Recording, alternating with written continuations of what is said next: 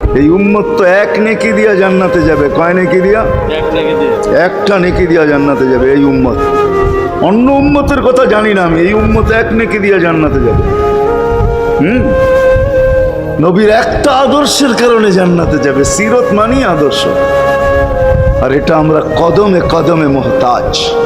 কেননা এই ছোট জীবনটা যদি গ্রহণযোগ্যতা পর্যন্ত পৌঁছাইতে হয় আল্লাহর কাছে, চাই নারী হই, চাই যুবক হই, চাই বৃদ্ধ হই, যেই মানুষই হই না কেন, যেখানেরই হই না কেন, যেই বাসারই হই না কেন, যেই বর্ণেরই হই না কেন, যেই পেশারই হই না কেন, যেই সোসাইটিরই হই না কেন, এই জীবনটাকে যদি গ্রহণযোগ্যতা পর্যন্ত পৌঁছাইতে হয় কার কাছে? দুনিয়াওয়ালাদের কাছে না, মালিকের কাছে, যিনি এক ফোঁটা পানির থেকে অস্তিত্ব দিছেন, যার কাছে আবার আমাদেরকে ফিরা যেতে হবে।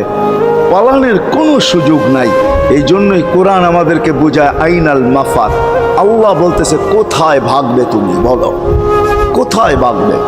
কবির কথাই সত্য, যদিও নাকি পালাও তুমি আকাশেতে লাগিয়ে সিঁড়ি লাগাও যদি আকাশে চলে যাও, তো আল্লাহ বলে তোমার পাগার কোনো সুযোগ নাই।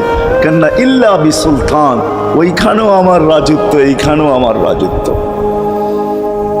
ডাইনেও আমার রাজত্ব, বামে আগে পিছে উপরে নিচে সর্বত্র আমার রাজত্ব। আমার রাজত্বের বাহিরে যাওয়ার ক্ষমতা তোমাদের নাই। দ্বিতীয় কথা এটো, আইনা আনা মাআকুম আইনা মা কুনতুম, যেখানে যাবে ওইখানে আমি সঙ্গে থাকব। আমাকে দূর করতে পারবে না। যদি করো তাহলে তুমি থাকবে না, তোমার অস্তিত্বই থাকবে না। কেন আমাদের ভিতরে আল্লাহ নাই বটে, কিন্তু আল্লাহর একটা পাওয়ার আছে যেটাকে রূহ বলে। কুলির রূহ মিন আমরি রব্বি। আল্লাহর একটা পাওয়ার, একটা সিফত, সবচেয়ে শক্তিশালী পাওয়ার যেটা, ওইটা আমাদের ভিতরে আল্লাহ ঢুকায় রাখছেন, যেটাকে আমরা রূহ বলি। কোরআনের ভাষায় রূহ বলে, বাংলা ভাষায় আত্মা বলে। যেটাকে আমরা আত্মা বলি ওটা আল্লাহর হুকুম ছাড়া কিছু না। আল্লাহ বলে ওটা মনে করে নাও আমি তোমার ভিতরে আছি, কেন এটা আমারই জিনিস। কুলির রূহ মিন আমরি রব্বি। আমাকে পৃথক করলে আর তুমি থাকবে না। তখন তোমার চক্ষু থাকবে আইন লা তানজুর, তোমার চক্ষু থাকবে দেখবে না। উদুন লা তাসমা, কান থাকবে শুনবে না। লিসান লা তানতিক, জবান থাকবে কিন্তু জিহ্বা থাকবে কিন্তু বলবে না। আকলুন লা তুমাইয়িজ, তোমার মগজ থাকবে ভালো মন্দ বুঝবে না। কলব লা তাতাফাক্কার, দিল থাকবে কিন্তু চিন্তা করার ক্ষমতা তোমার থাকবে না। ইয়াত লা তাফতিশ, হাত থাকবে ধরবে না। রিজল লা তামশি, পাও থাকবে চলবে না। তুমি হবে লাশ। ওই আল্লাহ পর্যন্ত যদি গ্রহণযোগ্যতায় পৌঁছাইতে হয়, ওইখান থেকে বাহির হয়ে গেছি। ভালো তো বাসি, কিন্তু আগেরটুকু জানি না।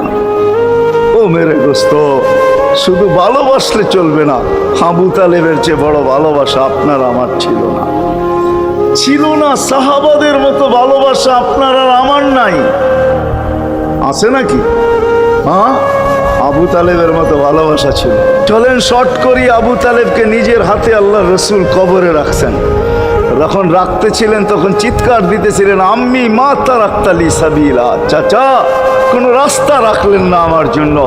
বলছিলাম কলেমা পড়েন, পড়লেন না। বলছিলাম ঠোঁটটা হেলাইলেন না। বলছিলাম চুপ থাকেন, তাও থাকলেন না।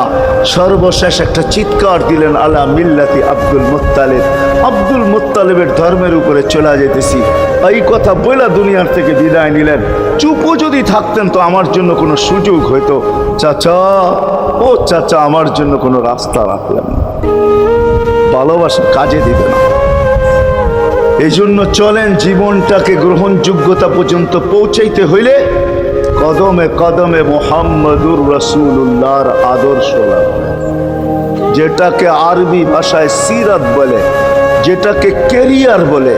আল্লাহর রসুলের কেরিয়ার লাগবে, আল্লাহর রসুলের আদর্শ লাগবে, আল্লাহর রসুলের সিরত লাগবে, আল্লাহর রসুলের চরিত্র লাগবে। এই জন্যই আল্লাহ কোরআনে বলছেন, লাকাদ কানা লাকুম ফি রাসূলিল্লাহি উসওয়াতুন হাসানা। তোমরা লিমান কানা ইয়ারজুল্লাহ, তোমরা যদি আমাকে পাইতে চাও তাহলে আমার আদর্শ সহজ করছেন, কঠিন করেন নাই। আল্লাহ কঠিন করতে পারতেন, আল্লাহ সহজ করছেন। কেননা আসলে উদ্দেশ্য ছিল আল্লাহকেই মানা, আল্লাহকে মানা উদ্দেশ্য ছিল। কিন্তু আল্লাহকে চোখে দেখা যায় না, মানবে তো মানবে কি করে? আল্লাহর কথা শোনা যায় না, তো আল্লাহকে মানবে তো মানবে কি করে?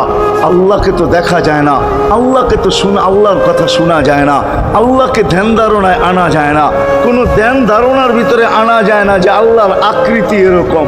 আল্লাহকে ধ্যান ধারণায় আনা যায় না, বর্ণনা দিয়া শেষ করা যায় না। আল্লাহর বর্ণনা দিয়ে কেউ শেষ করতে পারবে না। কোরআন বড় কিছু আমাদেরকে বুঝাইছেন, অনেক বুঝাইছেন যে আল্লাহর বর্ণনা দিয়ে শেষ করা যাবে না। আল্লাহ শুধু আল্লাহ না, 99 নাম দেখলেই বোঝা যায় যে আল্লাহকে। আল্লাহ শুধু আল্লাহ না, আল্লাহ 99টা পদের অধিকারী। বিদায় আল্লাহ ধরা ছোঁয়ার বাহিরে আল্লাহ মানুষ প্রশ্ন করতে পারে, আপনাকে মানবো তো মানবো কি কইরা, পাবো তো পাবো কি কইরা? তো আল্লাহ আসান করছেন যে আমার নবীর আদর্শের ভিতরে আমি লুকায়িত আছি। ফুলের ভিতরে যেরকম ঘেরান লুকায়িত থাকে, আমার নবীর আদর্শের ভিতরে আমি লুকায়িত। নবীর আদর্শ মানতে থাকবে, আমাকে পাইতে থাকবে। এই জন্যই রাসূলুল্লাহর আদর্শ দরকার, সিরাত দরকার, কেরিয়ার দরকার। আর কেন আপনি আদর্শ মানবেন না? জীবনটাই তো আপনার জন্য আমার জন্য ছিল, ঠিক না? চোখের পানি ছিল তো আপনার জন্য, চিৎকার ছিল তো আপনার জন্য, রাত ছিল তো আপনার আমার জন্য, দিন ছিল তো আপনার আমার জন্য। দুনিয়ার কোনো মুহূর্ত নাই যেখানে যে আপনাকে আমাকে ভুলে গেছেন, এমন কোনো মুহূর্ত নাই। আরশে যাইও আপনাকে আমাকে ভুলেন নাই। যখন আরশে গেছে আমার বিবেক বলে ওইখানে হারায়া যাওয়া দরকার ছিল। মুসা আলাইহিস সালামকে আল্লাহ আরশ থেকে নিজেকে দেখানোর জন্য তাজাল্লি দিছেন। শুধু তাজাল্লি, আকৃতি না, তাজাল্লি দিছেন। 40 দিন বেহুশ ছিলেন, 40 দিন, 40 দিন। অথচ বন্ধু দুইজনে পাশাপাশি বসা, কাবা কাউসাইনি আও আদনা ফাদানা ফাতাদাল্লা ফাআওহা ইলা আবদিহি মা আওহা, পাশাপাশি বসা আছেন। তীর ধনুক থাকলে আপনাদেরকে আমি দেখাইতে পারতাম কতটুকু কাছে হয়েছিল। এরকম কাছে হারায় যাওয়া দরকার ছিল। আল্লাহ যখন জিজ্ঞাসা করছেন কি চাইতে আসছেন, আসআলুকা উম্মতি, এইখানে উম্মত চাবো না তো আর চাবো কি? এই সুযোগ পাবো আর পাবো কখন? এই টেবিলে উম্মত না উঠলে উঠবে কোথায়? এরকম কাছে হব তো হব কখন? এত কাছে পাবো তো পাবো কখন? এত কাছে হব তো হব কখন? এরকম পরিবেশ হবে তো হবে কখন? আপনি এরকম খুশি আবার হবেন তো হবেন কখন? আপনি আমাকে ডাইকা নিয়ে আসছেন, মেহমান বানায়া, আপনি মেজবান, উম্মত চাই। আল্লাহ জিজ্ঞাসা করছে এইখানে উম্মত?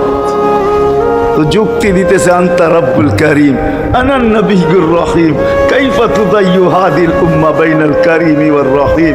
শুরুতে আপনি, শেষে আমি। শুরুতে আপনি রব্বে করিম, শেষে আমি নবী রহিম। দুইয়ের মাঝে উম্মত জাহান্নামে চলে যাবে, আমি আমার মনকে বুঝাইতে পারবো না আমি উম্মত চাই। আল্লাহ সান্ত্বনা দিতেছেন, কাসসামতুল কিয়ামাতা কিসমাইন, কিয়ামতকে 2 ভাগে ভাগ করছি। আমি জানি আপনি একাই চিৎকার দিবেন কিয়ামতের মাঠে উম্মতি উম্মতি বইলা, আর কেউ উম্মতকে স্মরণ করবে না। নবীরা তো মাকেও স্মরণ করবে না, বোনকেও স্মরণ করবে না, সবাই নাফসি নাফসি বলবে। আপনি উম্মতি বইলা চিৎকার দিবেন। বিদায় কিয়ামত আপনার আর আমার মাঝে ভাগ, আর কারো মাঝে না। সালতো তা সাফি তো সাফা, ওই দিন আপনি চাইতে থাকবেন, আমি দিতে থাকবো।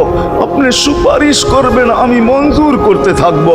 লা ইউখজিকা ফি উম্মতিক, আপনার উম্মতের ব্যাপারে আপনাকে আমি লজ্জিত করব না।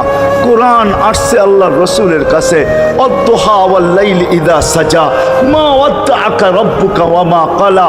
এই সূরার ভিতরেই আছে সাউফা ইউতিকা রাব্বুকা ফাতারদা, আপনাকে আমি রাজি করে ছাড়বো। কোরআন যখন নাজিল হইতেন তো কি অবস্থা হইতো উলামারা জানে। আল্লাহ রসুল ঘামতে থাকতেন, এতটুকু কষ্ট হইতো, কখনো কখনো বলতেন কাদার রু আইয়া খরুজ, মনে হয় আমার রুটা বাহির হয়ে চলে যাবে। ওই কষ্টের ভিতরে জিবরিল যখন সাউফা ইউতিকা রাব্বুকা ফাতারদা পড়তেছিল, ওইখানেই থামায়া দিছে, জিবরিল থামো। বলছে কেন? সূরা এখনো শেষ হয় নাই। বলছে থামো, আল্লাহ আমাকে রাজি করতে চাইতেছেন, আমি এই মুহূর্তেই আল্লাহর কাছে কিছু চাইতে চাইতেছি। বলছে তোমাকে সাক্ষী রেখা। বলছে কি চাবে? তো চিৎকার দিয়া বলতেছে ইলাহি লান আরদা, ইলাহি লান আরদা হাত্তা ইয়াকুনা ওয়াহিদ মিন উম্মতি ফিন নার। ও মাবুদ, ও ইলাহি, ও আল্লাহ, এক উম্মত জাহান্নামে থাকা পর্যন্ত আপনার উপরে রাজি হব। আল্লাহ, এক উম্মত থাকা পর্যন্ত রাজি হব না। যে আরশে যায় বলে নাই, কিয়ামতের মাঠেও বলবেন।